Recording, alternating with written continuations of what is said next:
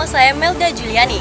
Kembali kami sampaikan berita seputar Riau dan Kepri hari ini. Seorang siswa SMA di Pekanbaru menjadi korban perundungan dirawat di rumah sakit. Orang tua korban minta polisi menindak pelaku sesuai hukum yang berlaku.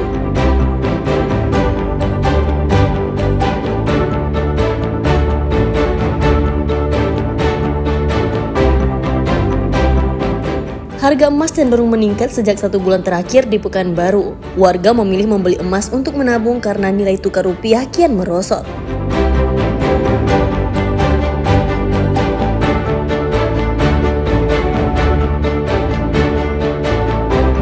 Sejumlah warga memanfaatkan libur akhir pekan untuk rekreasi ke Taman Wisata Alam Buluh Cina Kampar. Koleksi satwa gajah latih di tempat wisata menjadi primadona pengunjung.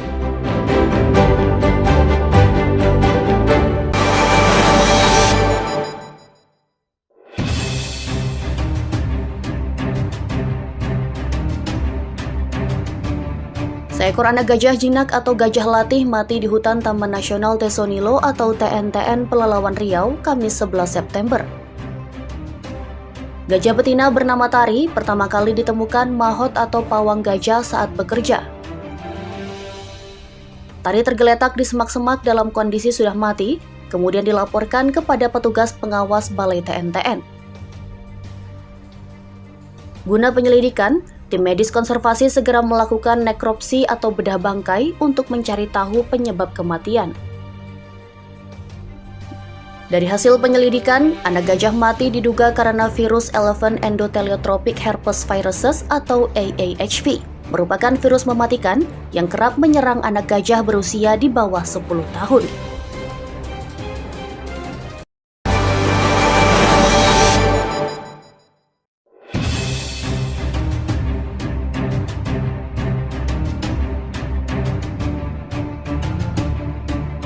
Kebakaran di permukiman padat penduduk mengakibatkan 6 rumah di Kelurahan Sedanu, Natuna, Kepulauan Riau, hangus pada Sabtu 13 September. Warga berupaya memadamkan api dengan peralatan seadanya, sementara petugas pemadam kebakaran tidak dapat menjangkau lokasi karena tidak tersedianya akses kendaraan. Api baru dapat dikuasai setelah warga berjibaku memadamkan selama 3 jam. Akibat kebakaran, sebanyak 6 rumah warga rata dengan tanah. Belum diketahui penyebab kebakaran, polisi masih melakukan penyelidikan dengan mengumpulkan bukti dan memeriksa saksi-saksi.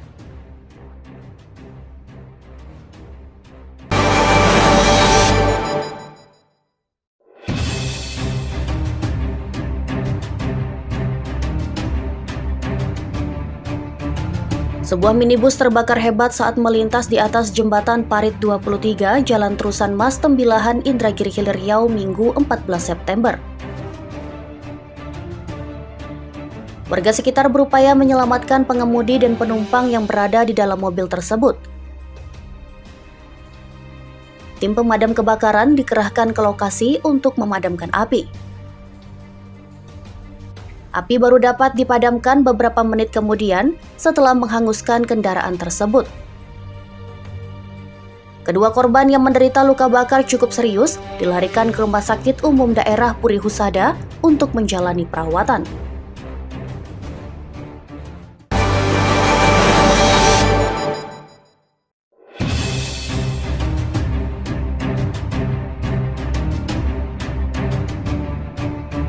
Penyelundupan pekerja migran Indonesia atau PMI ke Malaysia digagalkan tim gabungan Balai Pelayanan Perlindungan Pekerja Migran Indonesia atau BP3MI dan polisi di Dumai Riau Senin 15 September. Petugas menggerebek sebuah rumah penampungan di kawasan hutan bakau di pantai Lubuk Gaung. Dari 8 orang calon PMI ilegal, 1 orang diantaranya merupakan warga negara asing asal Bangladesh yang tengah mencari suaka politik. Selain calon PMI, petugas juga menangkap 1 orang tersangka yang diduga merupakan anggota jaringan penyelundup PMI. Tersangka kemudian diserahkan ke Polres Dumai untuk penyelidikan lebih lanjut. Sementara itu, 8 calon PMI diserahkan ke petugas BP3MI, selanjutnya akan dipulangkan ke daerah asal dan WNA yang tengah mencari suaka akan diserahkan ke kantor keimigrasian untuk proses lebih lanjut.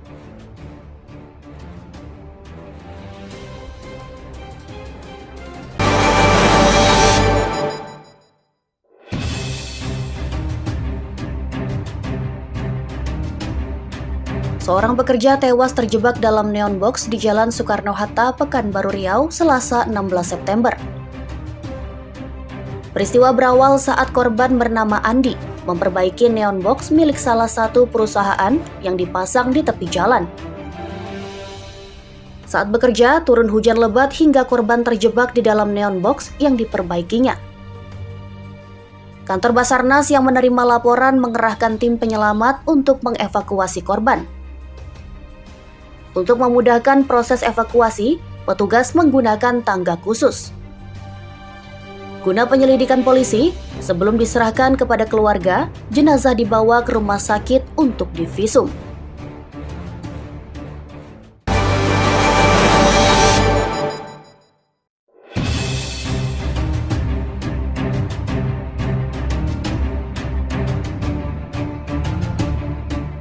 Sebuah rumah yang digunakan untuk pengolahan narkotika jenis sabu-sabu dan ekstasi digeledah polisi di Kampung Sukadamai, Batam, Kepulauan Riau, Rabu 17 September. Sebanyak 5,5 kg sabu-sabu hasil olahan di laboratorium mini itu disita petugas. Selain sabu-sabu, petugas juga menyita sejumlah peralatan dan bahan kimia untuk pengolahan sabu-sabu dan ekstasi. Dua tersangka masing-masing berinisial PO dan TS sebagai pengolah narkoba ditangkap dan dibawa ke kantor Polda Kepri untuk pemeriksaan lebih lanjut. Polisi masih mengembangkan kasus pemodal atau pemilik usaha yang identitasnya telah dikantongi petugas.